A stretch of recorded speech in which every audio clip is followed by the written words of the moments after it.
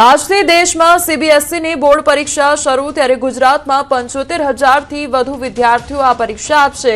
ભારત અને વિદેશના 26 દેશમાંથી 46 લાખથી વધુ વિદ્યાર્થી આ પરીક્ષા આપવાના છે। ત્યારે પરીક્ષા સવારે 10:30 વાગે શરૂ થશે। વિદ્યાર્થીઓને 9 કલાકે પ્રવેશ આપવામાં આવશે। આજથી સીબીએસઈ બોર્ડ પરીક્ષાઓ રાજ્યભરમાં શરૂ થઈ રહી છે। ત્યારે શાળા સંચાલકો અને શિક્ષણ વિભાગે બોર્ડ પરીક્ષાઓ સુચારુ રૂપે પૂર્ણ થાય તે માટેની તમામ વ્યવસ્થા ગોઠવી દીધી છે। રાજ્યમાં અંદાજે 80,000 વિદ્યાર્થીઓ આજે મહત્વપૂર્ણ પરીક્ષા આપશે। રાજ્યમાં ધોરણ 10માં 45,000થી વધુ જ્યારે ધોરણ 12માં 35,000થી વધુ વિદ્યાર્થીઓ બોર્ડની પરીક્ષા આપી રહ્યા છે। ધોરણ 10ની પરીક્ષા 17 ફેબ્રુઆરીના રોજ શરૂ થશે અને 11 માર્ચના રોજ પૂર્ણ થશે, જ્યારે ધોરણ 12ની પરીક્ષા 17 ફેબ્રુઆરીથી શરૂ થશે। સંવાદદાતા ઋત્વિજ અમારી સાથે જોડાઈ ગયા છે। ઋત્વિજ, આજથી સીબીએસઈની પરીક્ષા શરૂ થવા જઈ રહી છે, કયા પ્રકારની વ્યવસ્થા કરવામાં આવી છે? વિદ્યાર્થીઓને કોઈપણ પ્રકારની અવ્યવસ્થા ન સર્જાય તેનું શું ધ્યાન રાખવામાં આવી રહ્યું છે?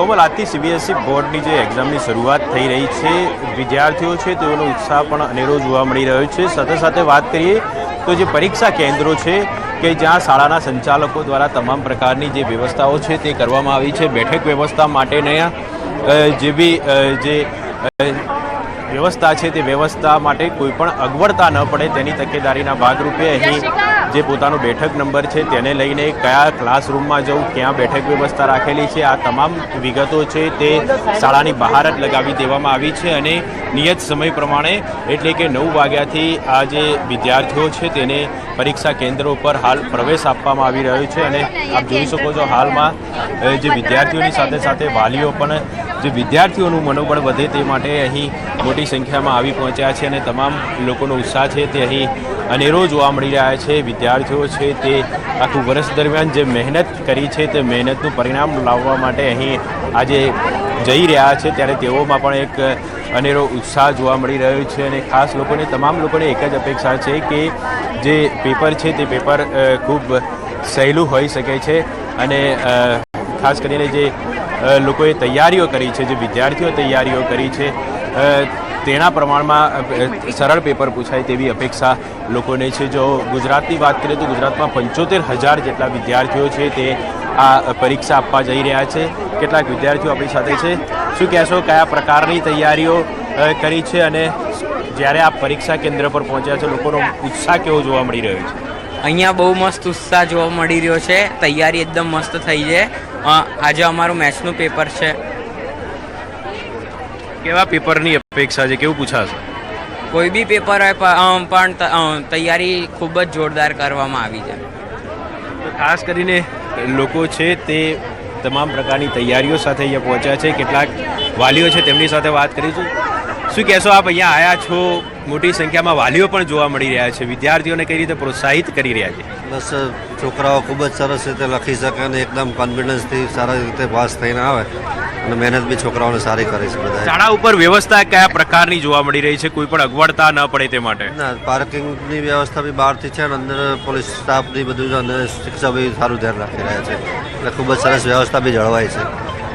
તો ખાસ કરીને શાળા ઉપરની વાત કરીએ તો એક વિશેષ વ્યવસ્થાઓ પણ ગોઠવવામાં આવી છે। સાથે સાથે ટ્રાફિક અથવા તો અન્ય કોઈ અગવડતા ન પડે તેની તકેદારીના ભાગરૂપે અહીં જે પૂરતો પોલીસ બંદોબસ્ત છે તે પણ અહીં તૈનાત કરવામાં આવે છે। એટલે નિયત સમય પ્રમાણે એટલે કે બિલકુલ 9 વાગ્યાની આસપાસ છે તે પરીક્ષા જે કેન્દ્રો છે ત્યાં હાલ વિદ્યાર્થીઓને પ્રવેશ આપવામાં આવી રહ્યો છે। જી ઋત્વિજ, સમગ્ર માહિતી બદલ આપનો આભાર।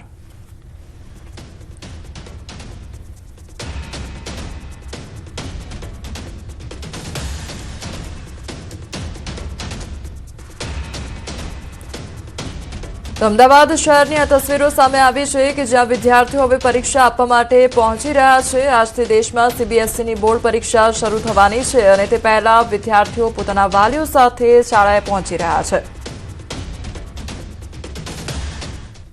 આજે રાજ્યના સહકાર મંત્રીઓની મંથન બેઠક યોજવામાં આવશે। કેન્દ્રીય ગૃહ અને સહકારિતા મંત્રી અમિત શાહના અધ્યક્ષસ્થાને બેઠકનું આયોજન કરવામાં આવ્યું છે। ગાંધીનગરના મહાત્મા મંદિર ખાતે બેઠકનું આયોજન કરવામાં આવ્યું છે। 2 લાખ નવી પીએસીએસ સ્થાપવાની યોજના ડેરી અને મત્સ્ય ઉદ્યોગને મજબૂત બનાવવા પ્રયાસ હાથ ધરવામાં આવી રહ્યા છે।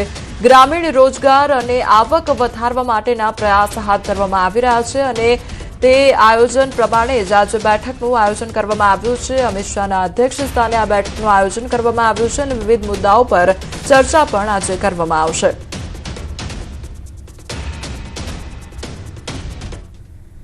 ભારત સરકારના સહકારિતા મંત્રાલય દ્વારા એક મંથન બેઠક મહાત્મા મંદિર ખાતે